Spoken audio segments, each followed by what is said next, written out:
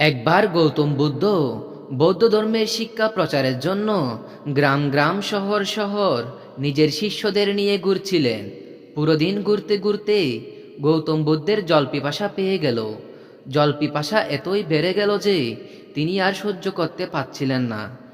তাই তিনি তার একজন শিষ্যকে ডেকে বললেন যে তার অনেক পিপাসা পেয়েছে, তাই তার জন্য জল আনার জন্য।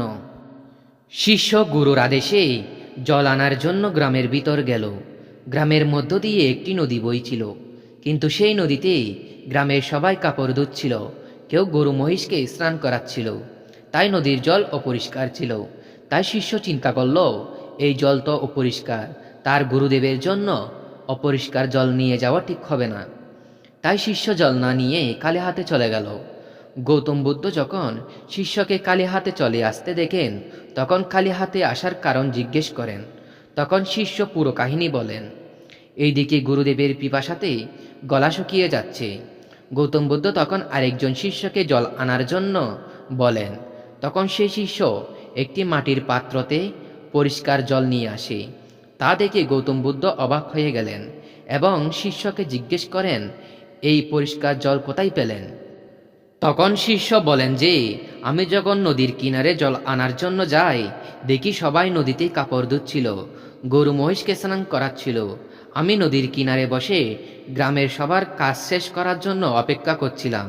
সবাই কাজকর্ম শেষ করে যাওয়ার পর আমি জলের উপরে থাকা ময়লা জলের নিচে বসার জন্য অপেক্ষা করছিলাম। যখন ময়লা জলের নিচে বসে যায়, তখন জল নিয়ে আসি। শিষ্যের এই উত্তর শুনে গৌতম বুদ্ধ খুব খুশি হন এবং সব শিষ্যকে একটি শিক্ষা দেন যে জীবনে আমাদের কোনো কাজে ধৈর্য সহকারে করতে হয়। কোনো কাজ শুরু করে প্রথমবারে বিফল হয়ে কাজ ছেড়ে না দিয়ে আবার চেষ্টা করে যাওয়া, চেষ্টা করতে করতে একদিন সাফল্য আসবে। তাই চেষ্টা করে যাওয়া উচিত। একটি গ্রামে এক কৃষক ছিল। সে মধ্যবিত্ত ছিল। মধ্যবিত্ত হলেও সে অনেক পরিশ্রমী ছিল। সে পরিশ্রম করতে ভালোবাসতো। ঘরে বসে থাকতে চাইতো না। অলসভাবে বসে থাকতে সে ঘৃণা করত। কৃষকের স্ত্রী, সেও খুবই পরিশ্রমী। দিনরাত স্বামীর সঙ্গে সে পরিশ্রম করে। এমন করে দিন যায়।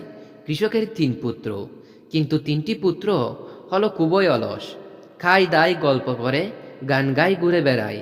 কারো কাজে মন নেই এতটুকু। কৃষক তাদের কাজ শেখালো, কি করে মাটি কোপাতে হয়, মই দিতে হয়, চাষ করতে হয়, বীজ বুনতে হয়, সব শিখলো তারা। কিন্তু কেউ কাজ করত না। তারা জানতো সব, কিন্তু করত না। গায়ে হাওয়া লাগিয়ে বেড়াতে তারা খুব ভালোবাসে। একদিন কৃষক গিন্নি কৃষককে বলল, শুনছ গো, কি বলছো? দেখছো ছেলেদের কাণ্ড? হ্যাঁ, ছেলেরা ওই রকম কুড়ে হলে তো 2 দিনে বসে গিয়ে সব উড়িয়ে দেবে। তারপর কি হবে? কৃষক চুপ করে রইল। কিছুক্ষণ পরে শুধু একটি হেসে বলল, ঠিক সময়ে সব ঠিক হয়ে যাবে। এমনভাবে দিন যায়।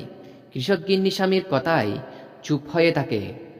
দেখতে দেখতে কৃষক বৃদ্ধ হয়ে পড়ল।